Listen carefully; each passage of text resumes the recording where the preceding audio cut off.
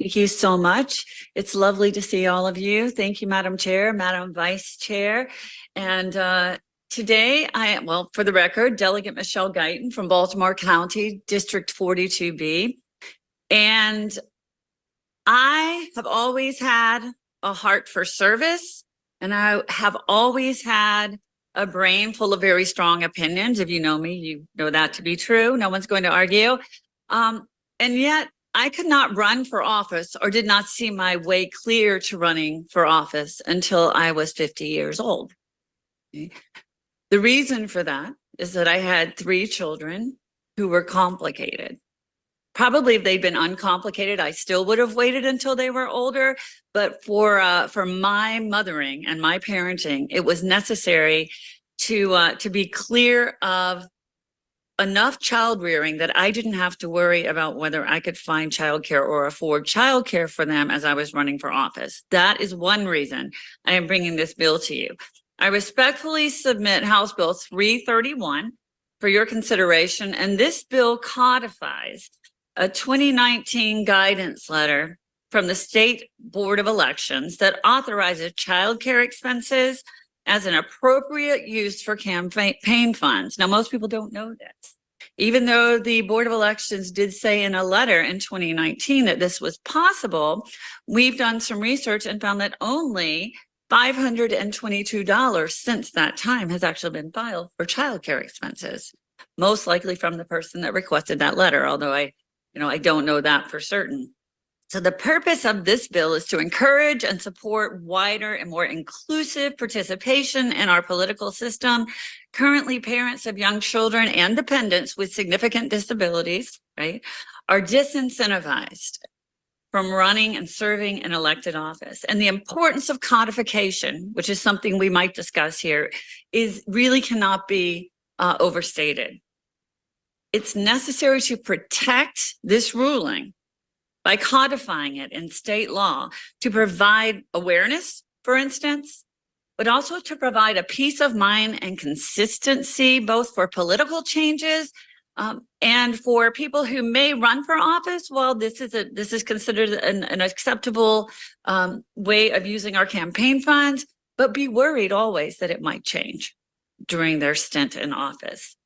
So, in addition, just so you know, I've also submitted an amendment. Delegate Polakovich-Carr, who I know is in another committee because I just ran into her, she's not here today, did put in a very similar bill a few years ago. Hers was a bit broader than what I'm introducing to you today. I spoke with her about that, and I really tried to narrow this bill to things that were not as controversial as some of the other things in her bill. But if you do want to expand this bill, you have an amendment that I've sent to the committee already to also clarify that adult dependents with disabilities who need care may also be considered and covered under this authorization. And I will leave that piece in your hands, but I would also support that. So I request a favorable report on House Bill 331, and thank you for your time today. Thank you, Madam Chairwoman. Again, Nikki Tyree for the League of Women Voters of Maryland, and thank you to Delegate Guyton for putting forth this bill. The truth of it is that democracy should be representative to those that we see around us, and the League is fully supportive of that theory as well as in practice. If some of you were lucky enough to tune in to EEE last week, you would have seen me testifying on 4 bills, and you would have seen a 3-year-old on my lap for one of those. The truth is that Maryland rates within the top 10 states for single parent households. And while this bill does not specifically speak to single parent households, this is who we would be able to elect. And we deserve to have people who represent us and know our struggles. Mothers and fathers should not have to pick between participating in democracy and taking care of their children. This is a very simple bill, and we urge a favorable report. Thank you so much. Thank you. And Ms. Tyree, I'll just say thank you for your comments as a single parent of 3 children. Do we have Louisa Dugan or Jakaya Johnson? Okay. Ms. Dugan, go ahead, please. Hi, how are you? My name is Louisa Dugan, and I'm submitting testimony on behalf of Vote Mama Foundation in strong support of House Bill 331. Childcare obligations are one of the major factors families consider when weighing their decision to run for office. In many states, it costs more to send an infant to childcare than to complete a mortgage payment. This is not an expense working families can take on, especially when campaigning for office. Vote Mama Foundation is the only organization working to expand and codify the use of campaign funds for childcare in all 50 states. Having young children should never deter any parent from considering a run for office. We believe being a caregiver is a resume builder and that we need folks in office representing the needs of everyday families. By making this one simple change, we can support young families and their need for safe and affordable care. In 2018, the Federal Election Commission approved federal candidates' option to spend campaign funds on childcare through a unanimous bipartisan vote. This paved the way for other federal candidates to do so as well. Subsequently, 30 states, both Democratic and Republican, have brought their state statutes in line with federal regulations. States like Arkansas, California, Washington, and West Virginia all allow for candidates to use their campaign dollars on caregiver expenses. Currently, under Maryland state law, state and local candidates are allowed to use their campaign funds on childcare expenses through an ethics ruling that was published in 2019. This bill would codify that ruling. And doing so, the Maryland legislature has the opportunity to send a clear message to all candidates up and down the ballot in Maryland that the use of campaign money on childcare expenses is explicitly allowed and should be normalized. This legislation is a bipartisan initiative for moms and dads alike. As with any other campaign finance, this bill creates an option for use and is not a mandate. Candidates do not have to use their campaign funds on caregiving expenses if they do not want to. Even better, this common sense solution is at no cost to taxpayers or state governments. I'm thrilled to share that just last month, Vote Mama Foundation released a groundbreaking report on the impact and usage of campaign funds for childcare. And our research revealed that since 2018, campaign funds for childcare spending has increased by over 600% for federal candidates and by over 2,000% by state and local candidates. The majority of federal funds were spent by women. At the federal level, 46% of funds were spent by candidates of color. And at the state and local level, 70% of funds were spent by candidates of color. Thank you for your time and consideration. I respectfully ask the House Ways and Means Committee to support House Bill 331 and vote it out of committee. And I'm available for any questions. Thank you. Jakaya Johnson, please.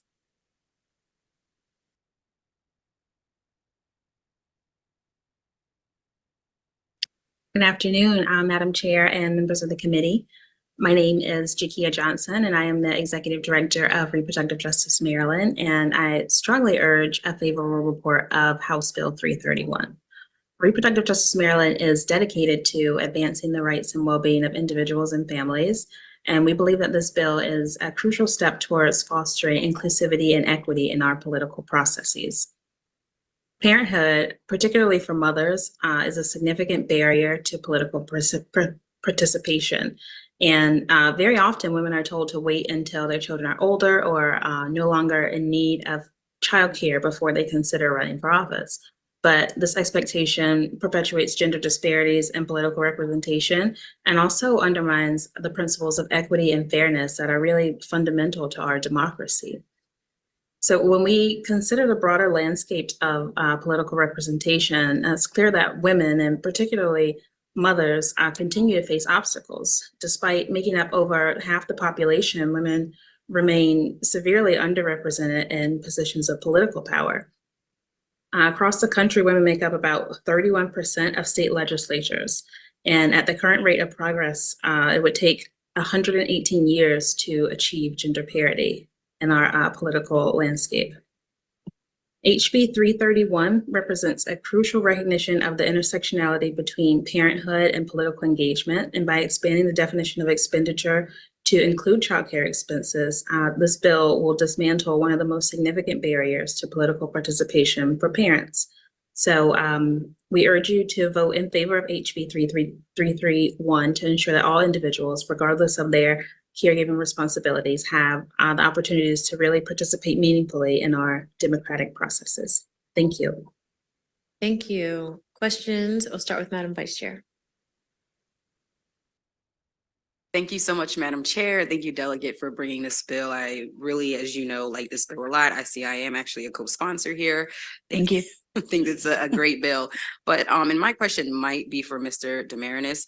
I just wanted to better understand, because always have to think about what guardrails or how this could go wrong, all of those different scenarios. And I wanted to better understand. So sometimes childcare is very informal. It can be your niece, it can be your nephew, your sister, whoever. I was curious, since this is something that potentially can already be used, if there were any restrictions. I'm not saying that there should be, but how we deal with that currently. So someone's campaign finance account paying out their sister, for example, how that would currently work, and how you have been implementing it currently. Oh, sure. Great question. So Jared Demarinis, State Administrator of Elections, for the record.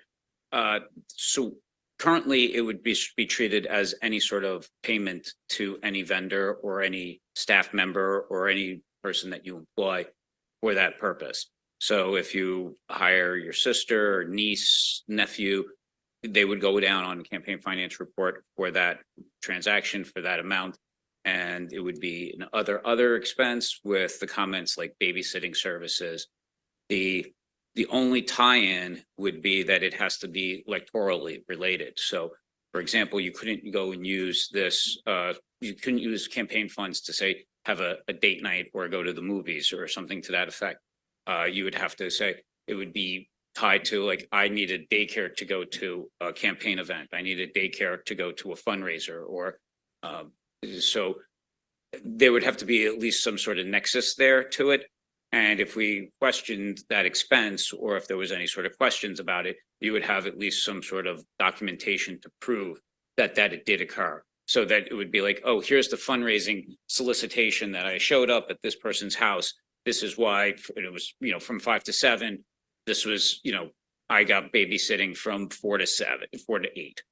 Something to that nature there, and we would be like, okay, that would be acceptable moving forward, but it still would have to be tied to electoral purposes. Okay, that makes a lot of sense. Just a quick follow-up. So usually when we are reimbursing or making expenses, we also get receipts for campaign finance. So little Susie, who's helping to babysit, who's 15 years old, we might need to create a mechanism for her to be able to provide a receipt and just a paper trail. And Exactly right. Yeah, I mean, it's one of those things, right? If it's little Susie that's a 15-year-old, the campaign might not want to do that because it's going to go on the public document and be out there. It's a little bit different than just hiring a regular babysitter, because it is going to be disclosed and people will be looking at it and seeing what's going on with their expenses. Delegate Hartman. Thank you, Madam Chair. And just looking for further clarity. So getting elected is just part of the problem. And after, I shouldn't say problem, a lot of the time, but 4 years after that there's a lot of time to stay elected. We attend volunteer fire banquets and things like that. So you're saying this would be an ongoing expense from campaigning all the way through the 4 years as you attend those events. Those events are to help you get reelected, get out there in the community, recognition and so forth. So that'd be a recurring expense for those 4.5, 5 years, whatever, from campaign throughout. Yes, I mean, right now it's, once it's electorally, if you have electoral purpose with, your mission or why you have to employ a daycare or a babysitter, then, for that, it meets the statutory requirements of the law and it's permissible expense. And, so it doesn't matter if it's, year one, or if it's in the campaign year, or it's, you're going to a firehouse grand opening or anything like that to be more visible in the community or any event like that. As long as there's some sort of nexus relationship, then it's perfectly legitimate. And then the other question, you had mentioned adding if it was taking care of elder parents or something of that nature as an amendment. Hi, thank you. Thanks for that question. So the amendment doesn't say elder parents. It says dependents who have significant disabilities who need specialized care. So like some of our children, for instance, may, even though they're older than the average child who would need care, may need care much longer. I think and that was the intent of that amendment. So if parents were dependent, that's not included. The definition of the word dependent, you know what, that's a great question, and I'm not sure legally I have the answer. I think that might be something that the subcommittee could consider, if and how much they wanted to open that up. Again, all of that I would consider friendly amendments, anything that gets I'm just people looking in. for Yeah, clarification, having, yeah. taking care of two parents, sure, having 24-hour care for them, absolutely. Just thinking, okay, now. So just looking for clarity. I'm just concerned as to how much abuse something like this we could be opening our campaign accounts up to. So that's why I was asking. Thank you. Delegate Miller. Thank you, Madam Chair. My only question is, so if you do take the amendment, would you be amenable to adding co-sponsors? Because I did miss this one. Because Of course. there's no way I If could have done this. we allow co-sponsors of Yes. committee members if there Mhm. are amendments that have to Right. be, Mhm. because I would want to be on it. It's- So, There we go. Thank you. any further questions for this committee? Okay, Delegate Guyton, I really appreciate this bill. When I ran for office, I had one that I was about to give birth to and two in diapers. And the amount of childcare was, from then to now, has been astronomical. And I pay my family with love. But I've paid childcare centers, aftercare, and a long-term sitter that has known me since my oldest, who's now 12, at the time was 1. I mean, just, if I added it up, I'd probably have a heart attack. So Yes. appreciate this legislation being proposed. So thank you all very much. Thank you for those comments. Thank you, everyone.